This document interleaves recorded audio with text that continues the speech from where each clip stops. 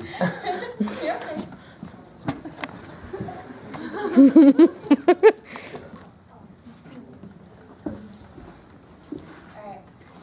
my name is Krystal, for those of you who don't know me.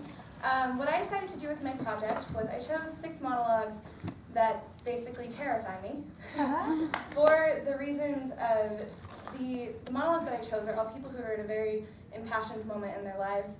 I don't like to lose control, and so the monologues are all ones that are people that are at that point, and I have to be able to go there. So what they are, I've got Juliet from Romeo and Juliet, I have Joan of Arc from Henry IV Part 1, I have Helena from All's Well That Ends Well, Tamora from TITUS ANDRONICUS, Maggie the cat from Tennessee Williams' Cat on a Hot Tin Roof, and then the mother from this obscure play that I found called Thy Will Be Done by Gallaratti-Scotti. That was from a collection of Eleanor Dusa plays. So.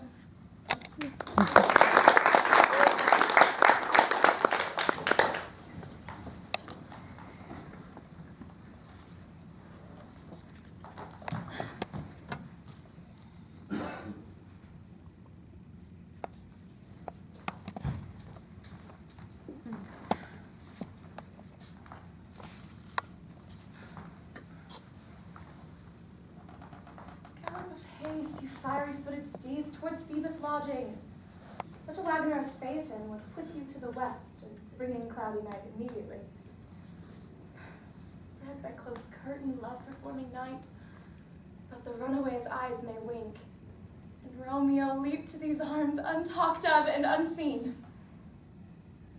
Lovers may see to do their amorous rites by their own beauties, or, if love be blind, best agrees with night.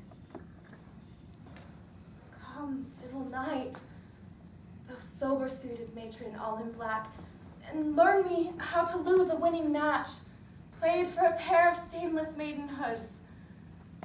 Hood my unmanned blood, bathing in my cheeks with thy black mantle, till strange love grow bold.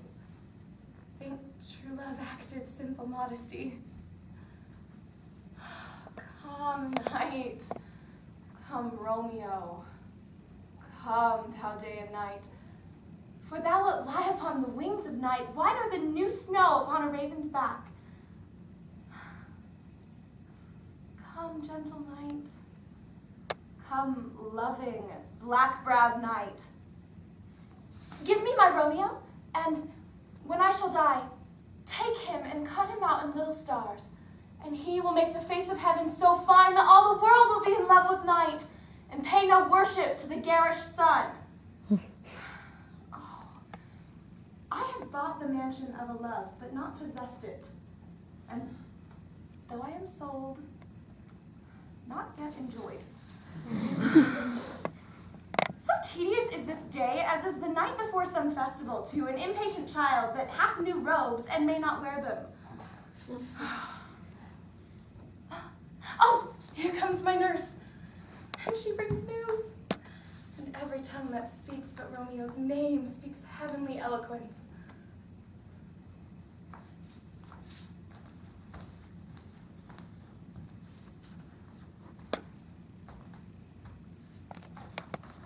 First let me tell you whom you have condemned. Not me, begotten of a shepherd's swain, but issued from the progeny of kings, virtuous and holy, chosen from above by inspiration of celestial grace to work exceeding miracles on earth. I never had to do with wicked spirits, but you that are polluted with your lusts, stained with the guiltless blood of innocence, corrupt and tainted with 1,000 vices because you want the grace that others have. You judge it straight, a thing impossible to compass wonders but by help of devils. No! Misconceived! Joan of Arc hath been a virgin from her tender infancy, chaste and immaculate in very thought, whose maiden blood, thus rigorously effused, will cry for vengeance at the gates of heaven.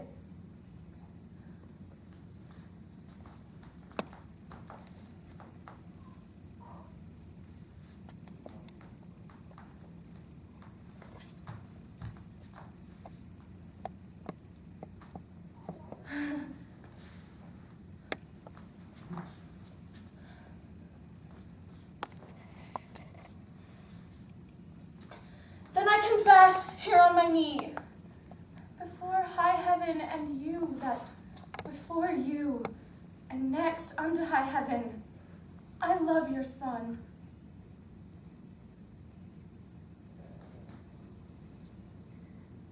My friends were poor, but honest. So's my love. Be not offended, for it hurts not him that he is loved of me. I follow him not by any token of presumptuous suit, nor would I have him till I do deserve him, yet never know how that desert should be. I know I love in vain, strive against hope, yet in this captious and untenable sieve, I still pour in the waters of my love, and lack not to lose still. Thus, Indian-like, religious in mine error, I adore the sun that looks upon his worshipper, but knows of him no more. My dearest madam, let not your hate encounter with my love for loving where you do. But if yourself, whose aged honor cites a virtuous youth, did ever in so true a flame of liking wish chastely and love dearly, that your Dian was both herself and love, oh, then give pity to her whose state is such that cannot choose, but lend and give where she is sure to lose, that seeks not to find that her search implies, but riddle-like lives sweetly where she dies.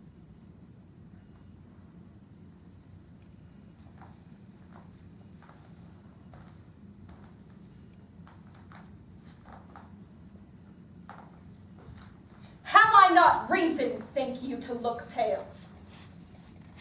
These two have ticed me hither to this place. A barren, detested vale, you see it is.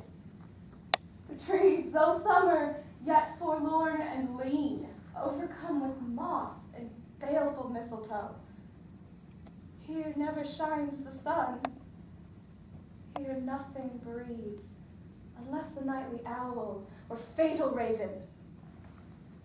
And when they showed me this abhorred pit, they told me here, at dead time of the night, 1,000 fiends, 1,000 hissing snakes, 10,000 swelling toads, as many urchins would make such fearful and confused cries as any mortal body hearing it should straight fall mad, or else die suddenly.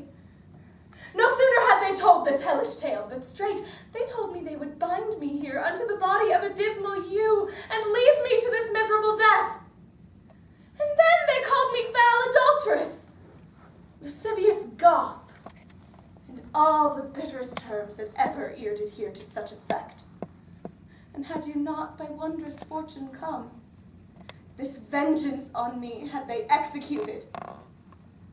Revenge it, as you love your mother's life, or be ye not henceforth called my children. Remember, boys, I poured forth tears to save your brother from the sacrifice, but fierce Andronicus would not relent. Therefore, away with her, and use her as you will. The worse to her, the better loved of me.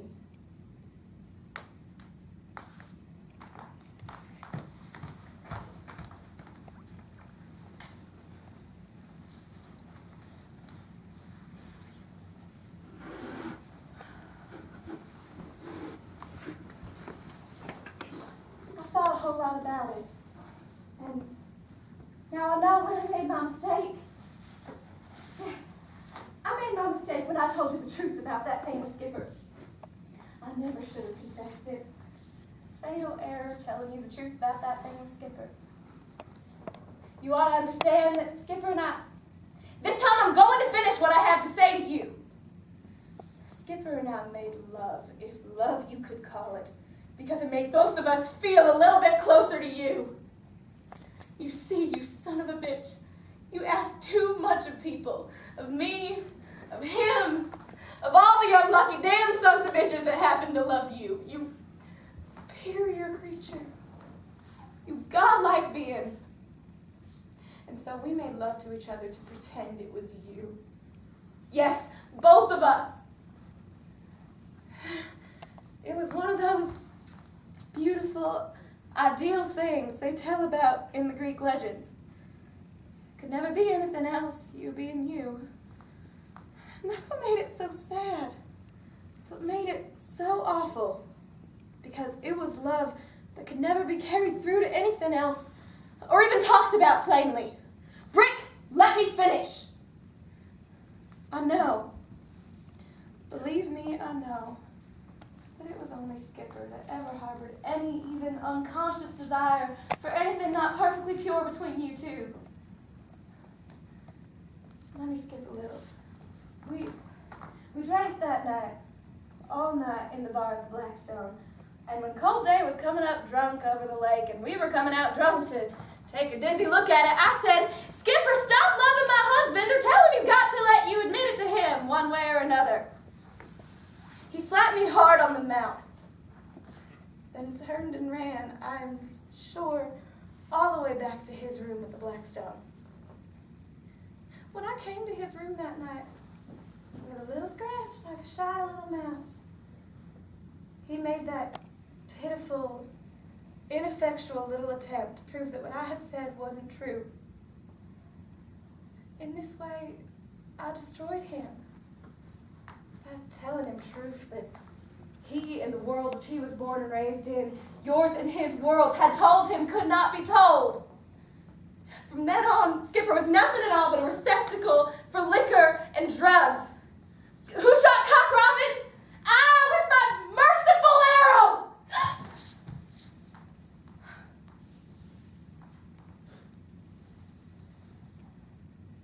Missed me. Sorry. I'm not trying to whitewash my behavior. No. Frick, I'm not good. I don't know why people try to pretend to be good. Nobody's good.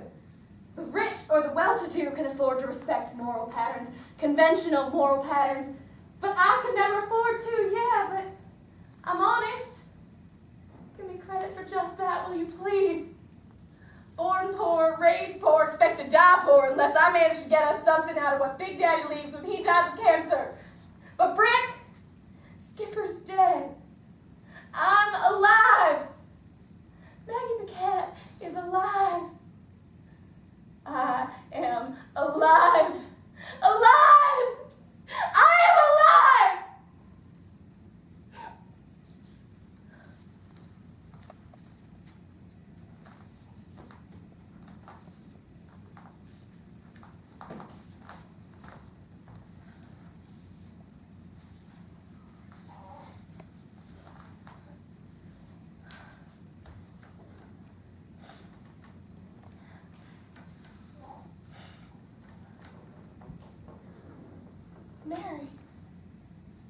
Mary. She was a mother. Perhaps she can understand another mother because she saw Jesus hanging on the cross.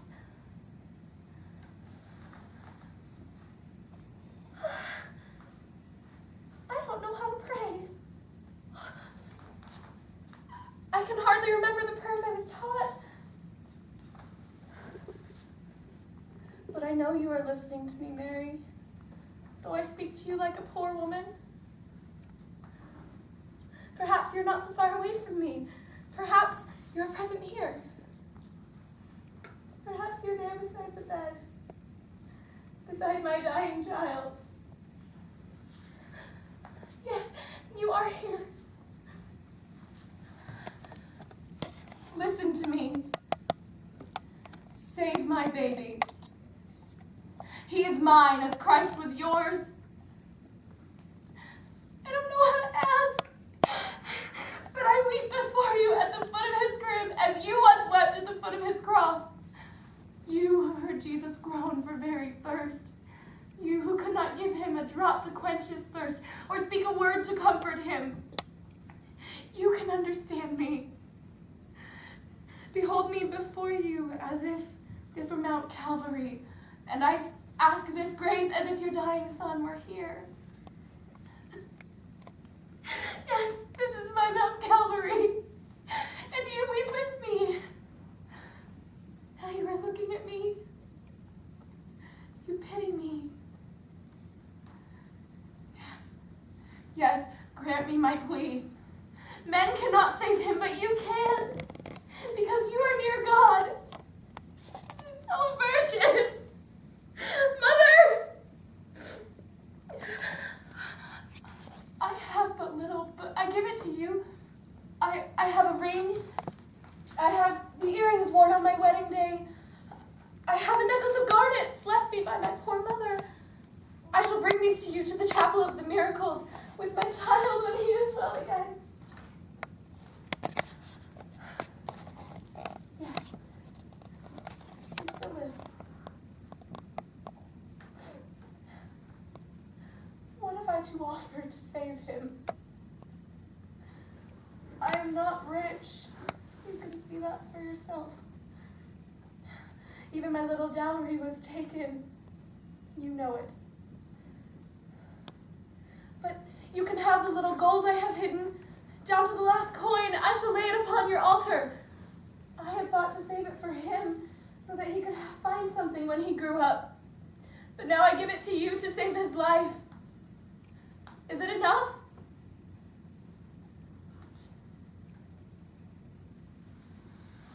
Not enough. Not enough. Not enough. Not enough. Yes, it's true. It cannot be enough. Gold is not enough. Gold cannot compensate for the gift I claim. You desire another sort of sacrifice. I think I begin to understand. Well then, I promise that every year, on this very day, I shall crawl upon my knees up the stony pathway of the Mount of the Crosses, dressed in sackcloth, to the little chapel of the miracles, and light a lamp before your altar. Every year, on this day, under the burning sun, under the rain, up to the day of my death. I have promised. Accept it.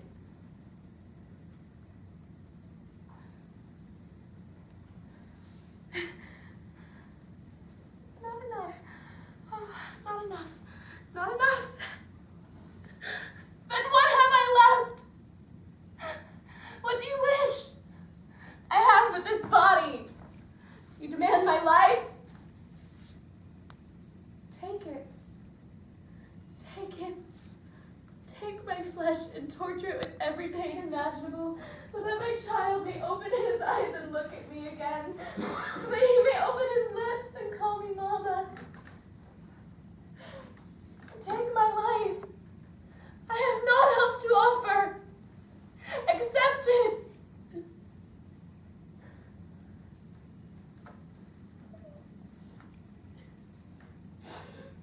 Not enough. Not enough. Not enough. How is it possible that it cannot be enough? God. God. Oh, is it over? No. No.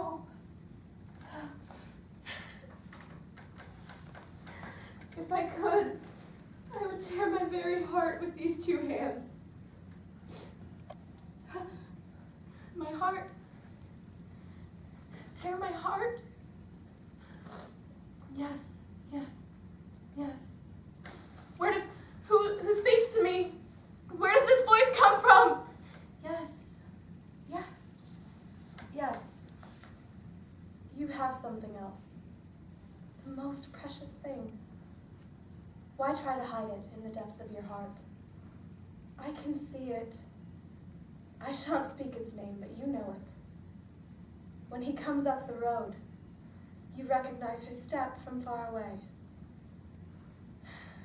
When he speaks to you, you hear magic in his voice. If he is near you, though it be night, the world is filled with light and joy. If he is far away, the world is gray and drab. If you meet him alone in the woods, you tremble with fear and happiness, because he is the only thing that is yours in this world. Your hidden treasure. The one thing that no one can take away from you. You tried to hide it, to stifle it within, not to give it away, because it is your love. Your only love. Love. That is the only thing you care for. So you must lay it on the scale of life and death. Give it up entirely if you desire your favor. Give it up and look not behind. Tear your heart with both your hands. No longer go to the door while your husband is away. No longer must you wait at the window, fearing to see him with another on his arm. No longer must you speak with him while the child sleeps. You must not seek him. Cease to think of him. Forever.